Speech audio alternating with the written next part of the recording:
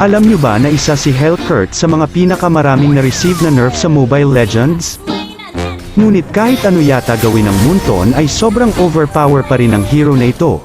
Sabayan mo pa ng proper build ng emblem ay super burst talaga ang mangyayari sa mga kalaban mo. Ito naman ang mga items na makakatulong upang ma-maintain mo ang burst potential ng hero na ito. Alam nyo ba na maraming gamit ang ultimate ni Hellcurt, bukod sa pang-surprise attack, ay pwede rin ito na pang-distract at madalas ay ginagamit rin ito pang-disengage kung alanganin. Mas maganda kung nasa 5 stacks ang iyong deadly stingers bago ka pumasok sa mga team fights, at hindi nga pala ito nag-critical. Sana ay may time ka para pindutin ang follow button para lagi kang updated sa mga tutorial videos na tiyak makaka-improve ng gameplay mo. At sa tingin ko'y hanggang dito na lang muna. Sana'y may natutunan ka, mag-focus parati sa game dahil lahat ay pwedeng manalo sa late game. Hanggang sa muli.